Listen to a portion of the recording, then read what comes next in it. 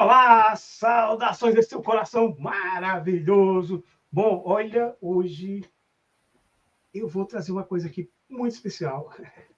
Além dos trabalhos que a gente já tem trazido aqui com a Renata, hoje a gente vai ter a honra de ter uma presença muito especial. Vamos entrevistar uma pessoa muito querida, né? Ela é escritora, ela é gestora, a famosa, ela é gestora da incubadora de ideias. Olha só, ofícios literários. Ela é doutoranda em literatura de práticas sociais e idealizadora do NEPFI-UNB. Estou falando nada mais, nada menos do que Adelaide de Paula. Olha, uma honra enorme ter essa pessoa aqui conosco. E aí, para melhorar ainda mais ainda esse presente para vocês, quem vai fazer uma entrevista, que a gente vai entrevistar, vai saber mais sobre a Adelaide, né? As suas questões sobre a filosofia, sobre essa ideia, inclusive, de promover escritoras mulheres, todo esse trabalho belíssimo que ela vem fazendo, que vocês vão conhecer. Quem vai fazer essa entrevista vai ser a Renata Parreira, que inclusive é a nossa querida aqui, que já faz parte aqui do nosso canal.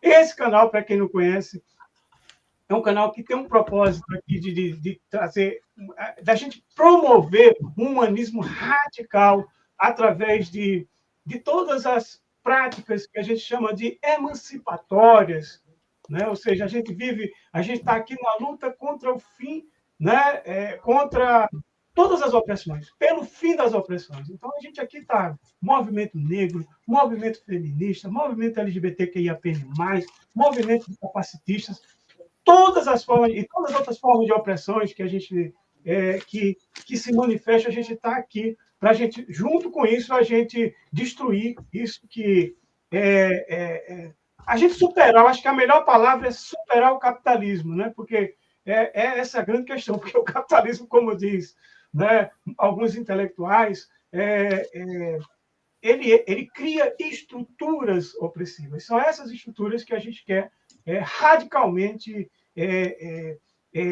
lutar pelo fim delas, né? E aí, essas pessoas que estão aqui são, digamos, peças dessa engrenagem, peças importantes. E a gente, mais do que nunca, precisa do protagonismo das mulheres negras, né, nessa vanguarda. Então, é por isso que quem vai fazer a entrevista é a Renata. Eu vou ficar aqui só no cantinho, aqui, só fazendo essa abertura, né, em nome desse canal, por isso que é o lugar de falas, e são essas falas, né, falas que são emancipatórias, essas falas que vêm aí para a gente transformar esse mundo, para a gente transcender esse mundo em nome de um humanismo radical, à la Fanon, à la Lélia Gonzalez. Né? Então, é isso aí. Eu vou chamar agora aqui essas queridas, essas gigantes intelectuais, pessoas importantes, pessoas do coração, irmãs de luta, e deixo aí de presente para vocês, para todas nós. Valeu! Aê! Sejam bem-vindas! Essas duas criaturas lindas, mulheres maravilhosas, é isso aí, que a gente precisa de pessoas como vocês. Fiquem à vontade aí. Renata, vou pedir para você se apresentar, e aí a gente começar, e você começa a entrevista com a nossa querida Adelaide de Paula, escritora. Bom, saudações feministas e antirracistas. Salve a sua ancestralidade, Adelaide Paula, salve sua existência, o seu poder, né, feminino de mulher negra, né? E o farol que eu considero que é Adelaide. Para mim é uma honra estar aqui com você hoje, nesse momento. E, bom, eu sou Renata Parreira, os indianos dizem que o nosso nome é um mantra, e que o significado dele, ele predestina a nossa vida, né? E Renata significa renascida, como o mito de Fênix, um pássaro que voa num processo autolibertário, encandece, entra num processo de autocombustão, vira cinzas e renasce. E além desse processo de renovação, que faz parte, muito tem a ver com os meus ciclos, né? De morte, vida e renascimento, e vida e morte, enfim, virar cinzas e me tornar mais forte cada vez que eu ressurjo, eu vejo também que tem outras mulheres que têm essa capacidade. E eu vejo, assim, em Adelaide, essa fênix, mas gostaria que a Adelaide falasse um pouco sobre ela. Adelaide de Paula por Adelaide Paula. Quem é Adelaide de Paula? Quais são suas origens? Quais são suas forças inspiradoras, né? Quem inspira, quem te inspirou, como é que foi? Quem é Adelaide de Paula? Queria que você se apresentasse e falasse um pouco sobre você. Se você souber sobre o significado do seu nome, em África, em alguns territórios, quando a mulher engravida, né, antes da criança nascer, ela vai pensando a canção da criança e, juntamente com outras mulheres, vão para a floresta para que essa canção seja, então, apareça, surja com o nascimento da criança. E toda vez que essa criança comete algum erro na comunidade, é cantado a canção da criança. Né? Então, assim, eu acho que o nosso nome, embora aqui no Brasil nós tenhamos uma outra trajetória, né, que foi nos apagado os nossos nomes, né, de africanos, enfim. Mas eu gostaria de saber aí, Adelaide de Paula por Adelaide Paula. Gente, boa tarde. Queria agradecer, né? Bom dia, bom dia, bom dia. Queria agradecer aí o convite, né, para estar participando desse lugar de falas, né, onde podemos produzir a nossa oralidade, a nossa oralitura, né? E Adelaide de Paula Santos, né, é a filha do seu Antônio Pedro e de Dona Alaide, e foi atravessada pelas oralidades dessas duas pessoas, né?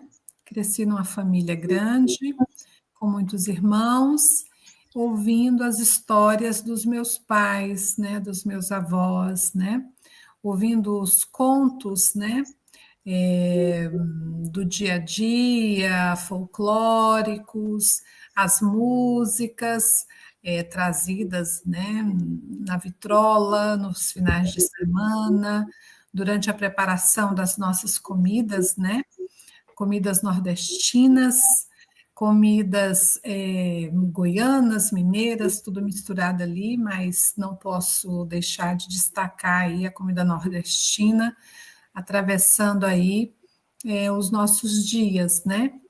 Então, esta pessoa, esta filha, né? Esta irmã, essa tia, ela nasce aí no meio dessas oralidades, inclusive é dessas oralidades que nascem as minhas criações, né? As minhas fabulações. E eu escolho, quando eu vou começar aí, pensar em escrever, em expor, em assumir o meu lugar de fala, né? Assumir o meu lugar de fala, o meu lugar de escritora, de autoridade, né? Que eu decido fazer uma. Tô aqui me desviando uma conversa, gente, porque me ligaram, pode me ligar. Eu estava desligando aqui. Então, quando eu decido assumir o meu lugar de poder, quando eu me assento no meu lugar de poder, que eu sempre digo isso, né? Estou assentada no meu centro de poder. Quando eu me assento no meu centro de poder de ser uma escritora, e eu assumo este nome, né? Adelaide Paula, né? Eu uno aí esse nome, que tem vários significados aí, de deusas, de rainhas, né? E uno com o meu sobrenome, Paula, né? Adelaide Paula, me torno Adelaide Paula, escritora, a partir do nascimento do meu primeiro livro, né? Que eu publico em 2018. Então, em 2018, entra aí essa pessoa, né? Essa pessoa escritora, essa pessoa pública, né? Essa pessoa que debate, conversa, que fala sobre literatura, que é a Adelaide. Dê aí essa conexão, eu retiro, né? E faço aí uma união entre esse nome e esse sobrenome, né? Que é de origem portuguesa, né? Porque meu avô materno era português.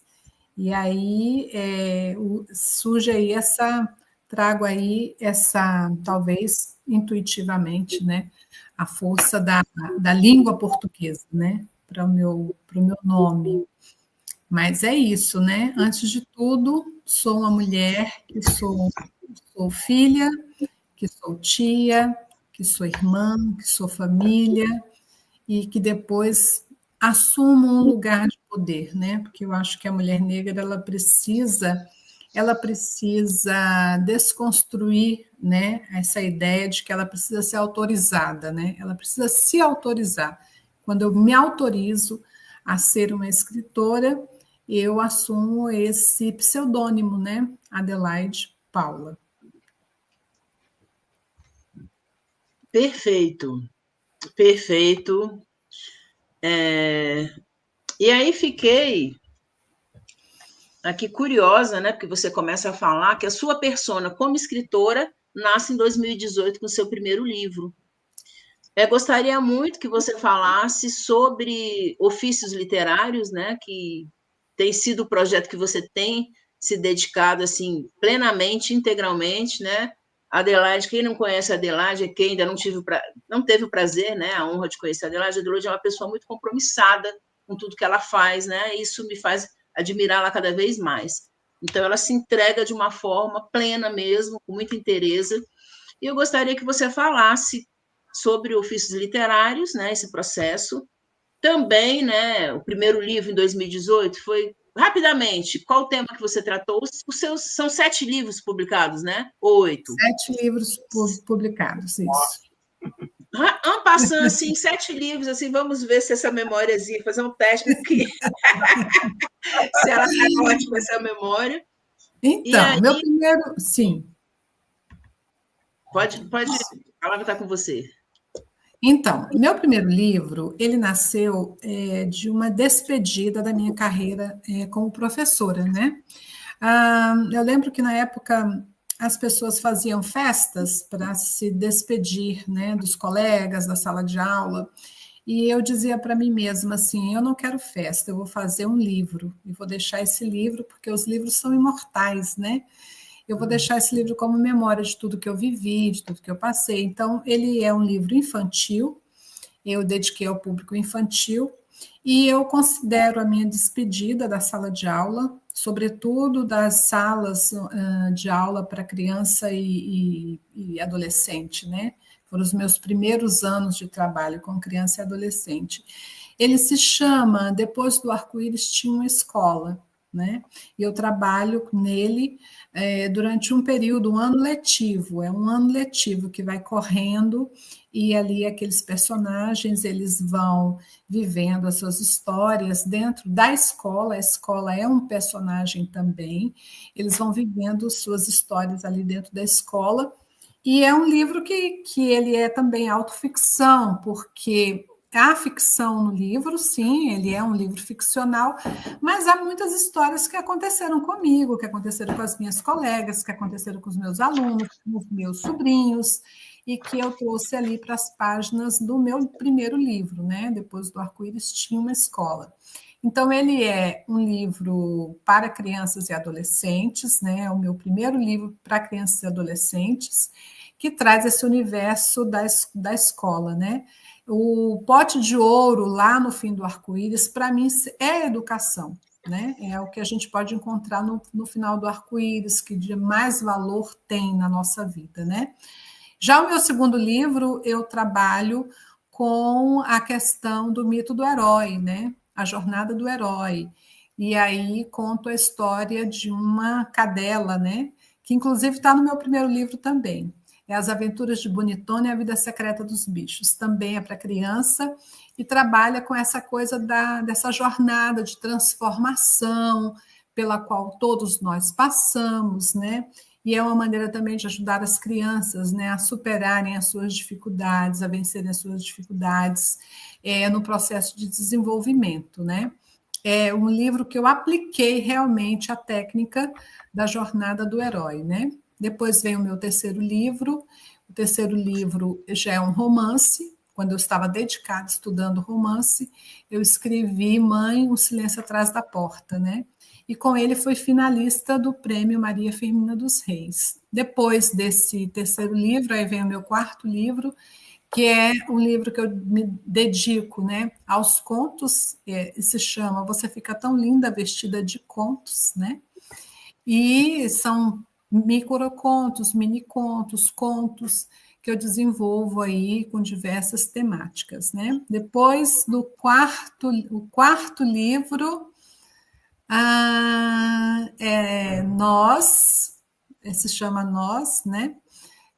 Escritos por linhas tortas, e também é um romance, mas é um romance com várias entradas e saídas, né?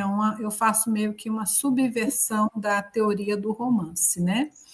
Depois eu tenho, já nem sei mais qual número que eu estou. Tenho. Está no sexto.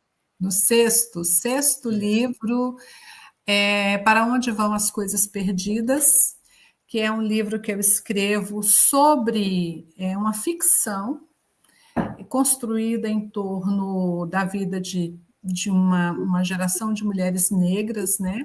E aí a neta, ela começa a perder coisas, objetos, e ela começa a se questionar para onde vão as coisas que ela perde, né? As coisas que ela tem perdido.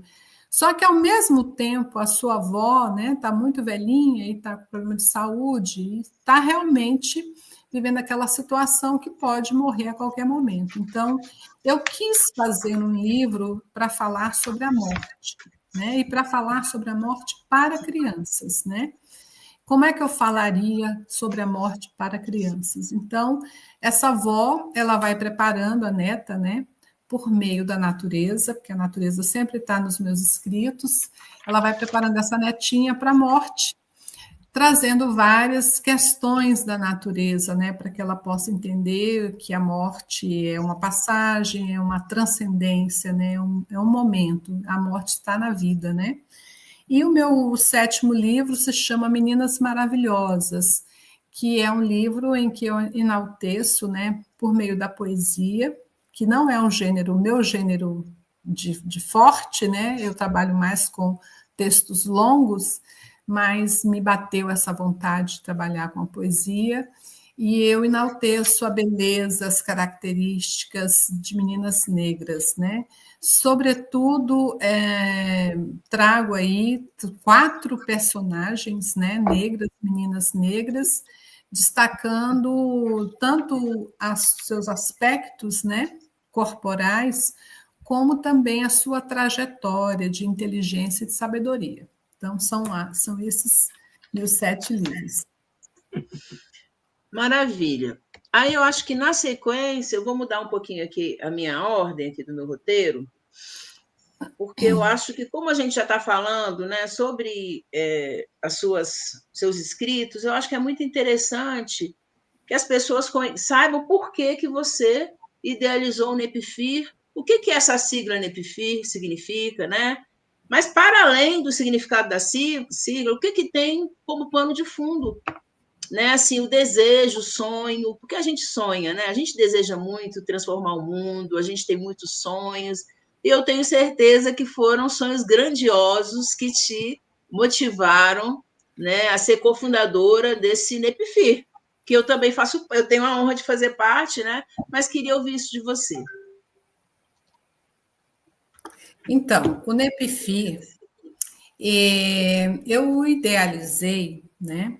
Ou seja, eu tive a ideia do NEPFIR, então, para que ele fosse um núcleo dedicado, voltado exclusivamente para mulheres negras, escritoras ou em vias de ser escritoras, mulheres que estão ali ainda construindo na oralidade os seus textos, né?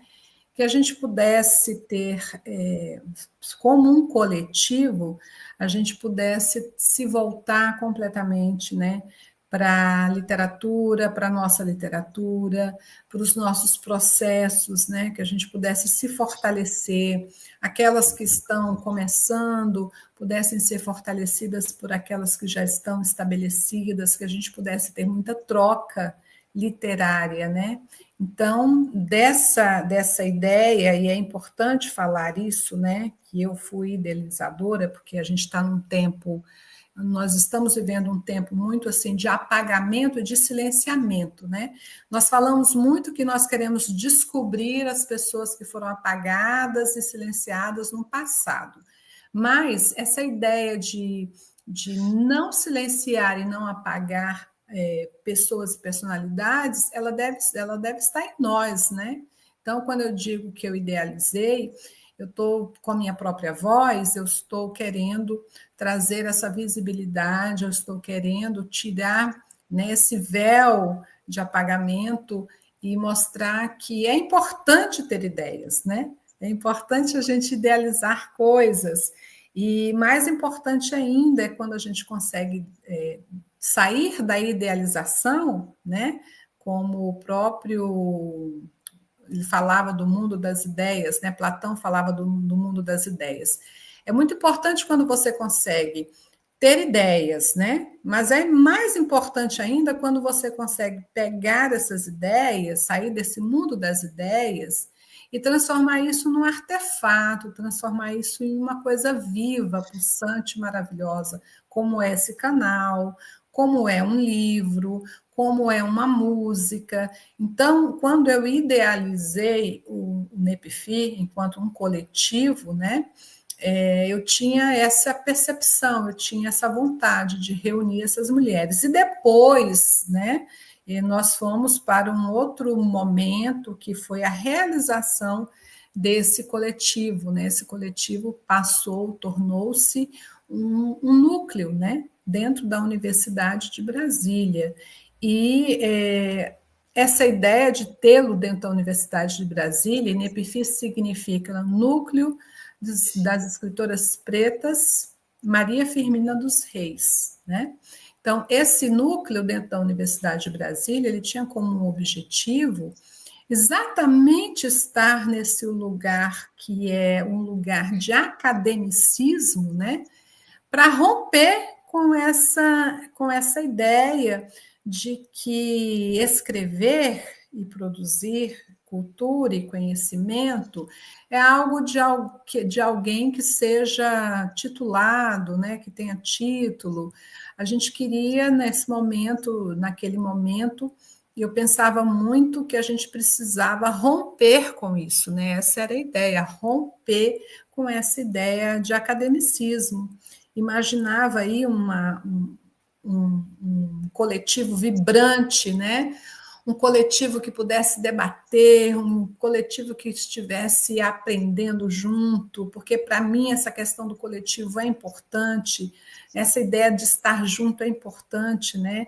Eu não consigo pensar a produção sem o olhar do outro, né?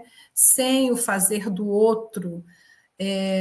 Era este ideal, né? Era a partir disso aí que nós começamos e que surgiu esse núcleo, né? Mas ao longo da existência dele, né, a gente foi sendo, eu acredito, absorvido por várias outras demandas, várias outras questões, mas ainda assim foi possível fazer muita coisa, né? Eu fiquei nele, comecei antes de 2022 e fiquei até 12 de junho de 2025, né? Até falo uma data marcante, foi o Dia dos Namorados, né? E eu acho que foi um bom enlace, né? Foi um bom enlace. E eu acho que eu escolhi sair na hora certa também, né? Então, assim, em linhas gerais, para começo de conversa, é mais ou menos isso. Maravilha. É sempre importante, né? Essa questão que você traz, né, da visibilidade da visibilidade da nossa imagética, da nossa corporeidade, né? Das nossas oralidades, né? Oralitudes, né? Como você bem fala, é muito importante, né? E algo que você traz muito e que eu gosto, essa coisa do centro do poder, da gente estar centrada no nosso centro de poder, Eu acho que isso, quando a gente tem essa percepção, quando a gente tem essa compreensão, faz toda a diferença. A gente sabe de onde que a gente veio, quais são as nossas origens, a gente sabe onde a gente está, o que a gente quer e para onde a gente quer ir. Né? Porque tem algumas pessoas que têm um potencial que são gigantesco, mas fica ali, às vezes, né, com a militonta, para lá e para cá, sem saber para onde ir, né, deixando o tempo correr, deixando as energias, às vezes, muitas vezes, celebrando pessoas que não agregam, porque eu acho que isso a gente precisa dizer, né? A gente precisa fazer sempre esse debate, né? As pessoas que agregam, né? Outro dia tinha um ditado que é bem popular, né? Ele falava assim: não seja massa com quem é paia com você, seja massa com quem é massa. Quem é paia com você, sabe? Não vale a pena. E é mais ou menos isso. A gente precisa, de fato, celebrar essas entidades, essas divindades, porque nós somos essas pessoas, nós estamos aí, nós somos produtoras do conhecimento, fazendo história diariamente. E eu queria que você me desse uma opinião aqui. O que você acha sobre a filosofia Ubuntu, né? Eu sou porque somos, isso dentro do movimento de mulheres negras. A palavra está com você. Como eu falei, o coletivo, para mim, ele é essencial. Eu sou porque nós somos, né? Quando a gente diz eu sou, eu existo, eu sou importante porque nós somos. Este é o cerne que está, inclusive, no exercício da escrita, né? A gente não escreve para a gente, né? Nós temos isso está dentro do processo da escrita. Nós escrevemos para um leitor, existe um leitor. Este leitor, ele também contribui com essa escrita, ele significa, ressignifica essa escrita, ele escreve a nossa escrita, né? Então, não existe, no exercício da escrita, não existe esse isolamento, né? Então, em todos os processos, os meus processos, os processos nos quais eu estou envolvida, essa ideia do Ubuntu está muito forte, né? Ele é muito forte, né? Eu sou muito do coletivo, eu sou muito do ouvir, do querer ver as pessoas, do querer que as pessoas ajudem, né? Acho que isso também tem a ver com o fato de eu ter sido educadora, né? Então eu gosto muito da mão do outro, né? Eu gosto muito da mão do outro mexendo nos meus processos. Eu gosto de chamar o outro, de ouvir o outro, de estar com o outro, de dar protagonismo ao outro, né? Permitir que o outro se mostre. Acho, inclusive, que uma das grandes qualidades que eu tenho é essa, de ver qualidade no outro, né? Eu sei exatamente, quando eu olho para uma pessoa, eu falo, nossa, aquela pessoa daria certo para isso, para aquilo, e eu procuro sempre, né, encaminhar e criar essas conexões. Isso é uma coisa minha, está em mim, né? E quando eu penso sobre isso, no nosso processo enquanto mulheres negras, e quando penso nessa coisa do centro do poder, eu sinto que nós fomos capturadas pela colonialidade. Eu sinto que nós temos, muitas de nós têm o seu ori colonizado. Elas não têm nem ori, elas têm uma cabeça colonizada, né? Ao ponto de assumir para si ideários que são ideários que não nos pertencem, são ideários da branquitude, né? Então, por exemplo, nós temos muitos coletivos de mulheres negras, né? E uma coisa que eu percebi nos coletivos dos quais eu participei foi uma ideia de silenciamento, né? Muito silenciamento e muita busca por um protagonismo isolado, né? Então, as pessoas querem protagonizar, mas elas querem protagonizar sozinhas, né? E eu acho que essa ideia, por exemplo, de protagonizar sozinha, que foge completamente à ideia do eu sou porque nós somos, diz muito respeito ao conceito e a uma ideia capitalista, totalmente capitalista, né? Que é yes, we can, né? Yes, eu posso, sim, eu posso, né? Eu posso ser a protagonista, eu posso vir à frente, né? Eu sou a representante, é muito uma perspectiva brancocêntrica, uma perspectiva capitalista que não permite que mais de uma pessoa seja o protagonismo. É aquela ideia de como é que é a farinha é pouca, meu pirão primeiro, né? Então, se há verbas para serem distribuídas, né, por órgãos governamentais ou não, que eu seja a pessoa a receber essas verbas. Então, eu tenho que mostrar que eu sou especial, que eu sou diferente, que eu sou a pessoa com conteúdo, né? Eu sou a doutora, eu sou a pessoa responsável, né, por transmitir o conhecimento, as informações. Então, não é possível, essa ideia do coletivo com essa ideia do capitalismo não cola, não bate, né? E aí eu vejo um grande problema entre nós. Estou falando de coletivos de mulheres negras e ouso dizer que talvez esse seja um problema do próprio movimento negro, porque nós temos parte desse entendimento do que nós somos, da identidade colonizada, nós estamos colonizados, o racismo está em nós, internalizado, nós estamos colonizados, e nós estamos trabalhando a serviço de um ideário, que é esse ideário do eu sozinha. Eu sozinho, tem que ser eu preciso protagonizar. Por quê? Porque vai ter verba, porque vai ter dinheiro, porque esse dinheiro não pode ser distribuído para todos, né? Essa é uma ideia do capitalismo. Por isso nós temos aí bilionários, né? Nós podemos ter bilionários, não podemos taxar bilionários, porque taxar bilionários significa que esse dinheiro vai ser distribuído para todos, né? É uma ideia de que essa abundância não chegará a todos. Então, se essa abundância não chegará a todos, que ela chegue em mim, né? Então, para mim, é um grande problema que não é discutido, que não é falado, mas que a gente percebe, a gente observa, né? É preciso que um ou outro nome se destaque, né? Se você vai numa feira, você vê, de repente, lá uma banca de uma pessoa, então é aquela pessoa, aquela é a escritora, né? Você vai num evento, é aquela pessoa que é chamada para aquele evento, ela que está à frente, né? Precisa ser aquela pessoa. E aí é complicado, porque para que essa ideia persista, nós teremos que usar, estou falando nós, pessoas negras, mulheres negras, nós teremos obrigatoriamente de usar os mecanismos da branquitude, que é o quê?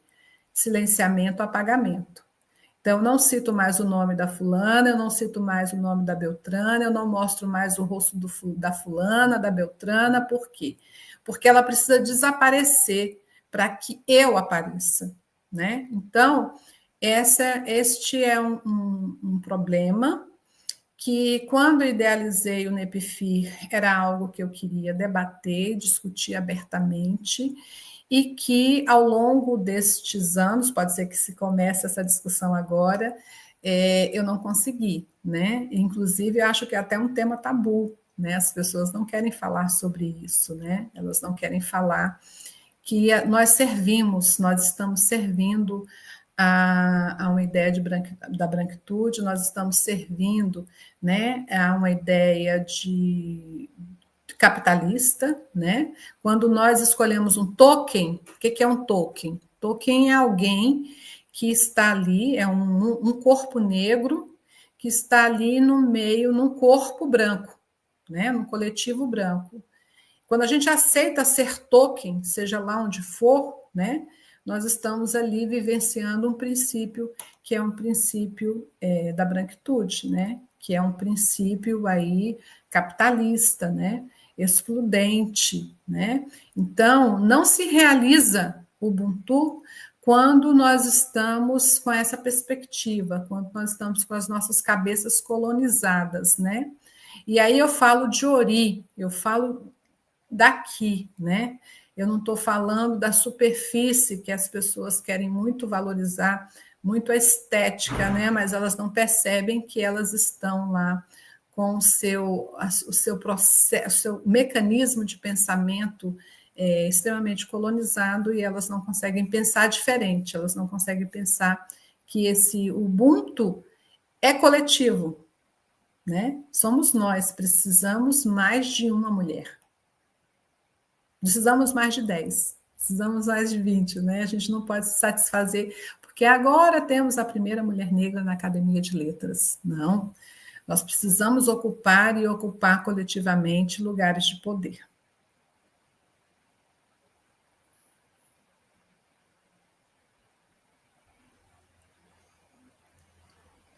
Não estou ouvindo vocês. Perfeito, Adelaide. Inclusive, o que você está falando aí são princípios da cosmovisão afro-brasileira, né? Que é a coletividade, é tão importante, um dos elementos, né?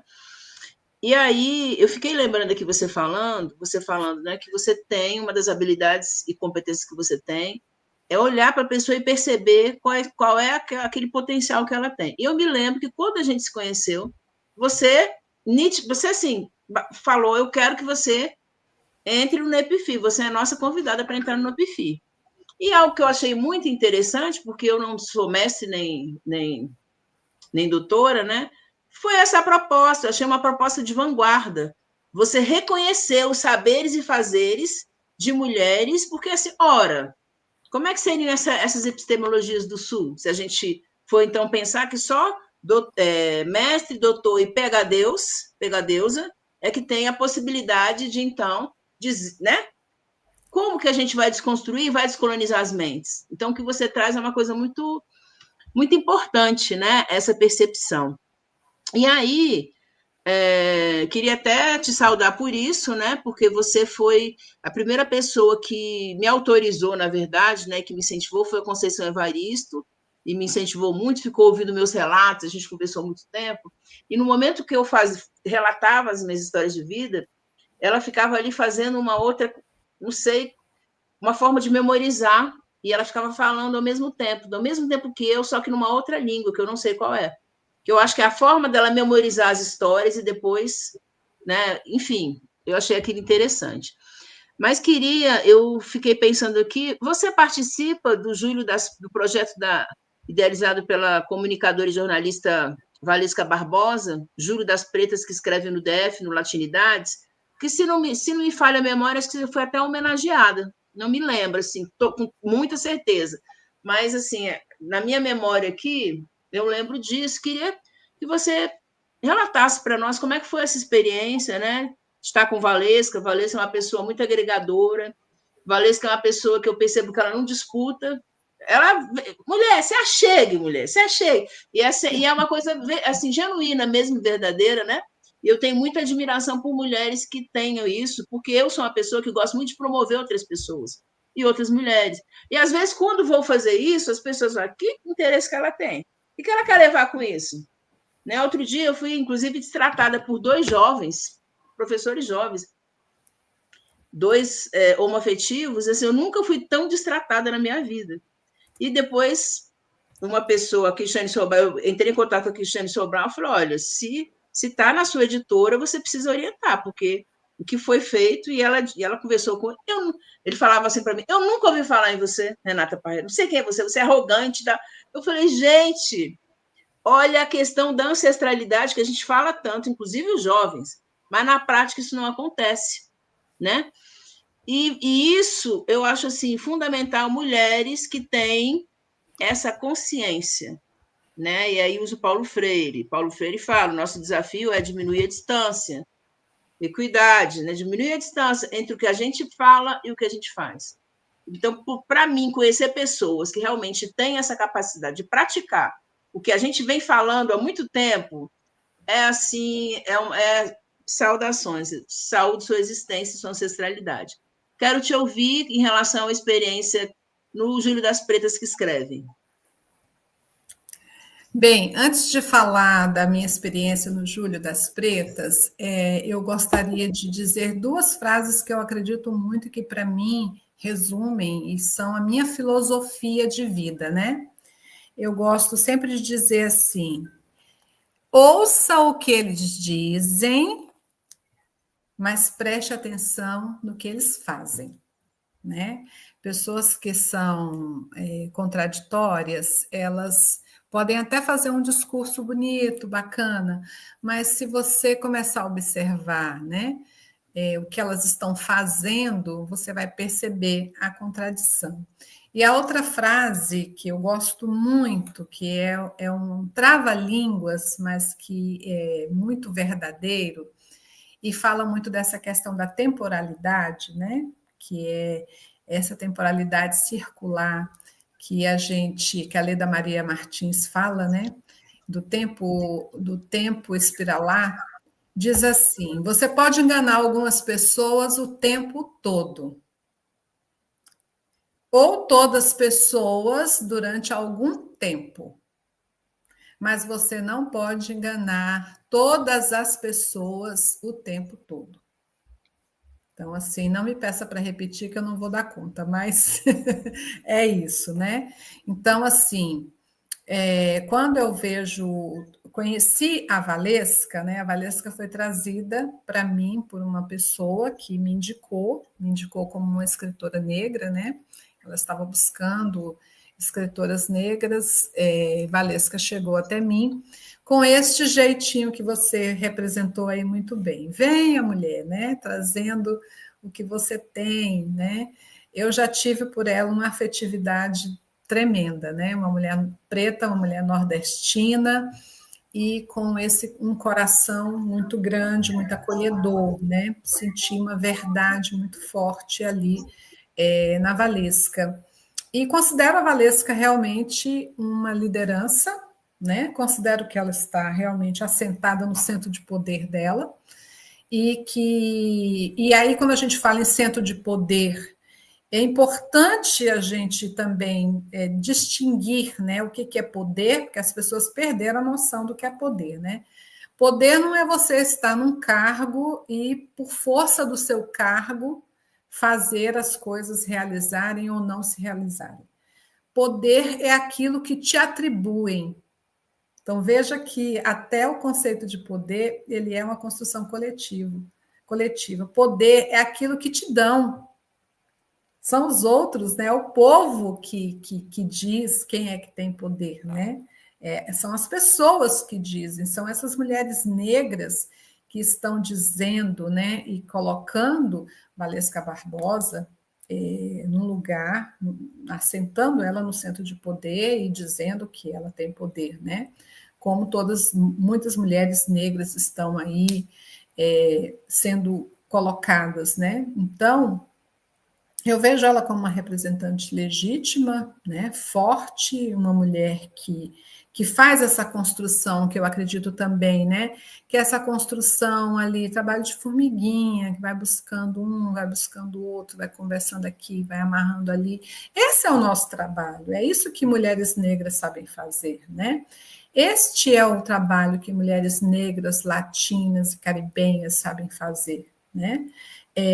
Mulheres que não estão colonizadas, né? Mulheres que, por força dos seus saberes, por força da sua fé, da sua crença, do seu artesanal, conseguem articular, né, entre si, né, e construir alguma coisa. Então, foi uma experiência, foi não, porque eu pretendo continuar, né, uma experiência muito agradável estar com ela, né?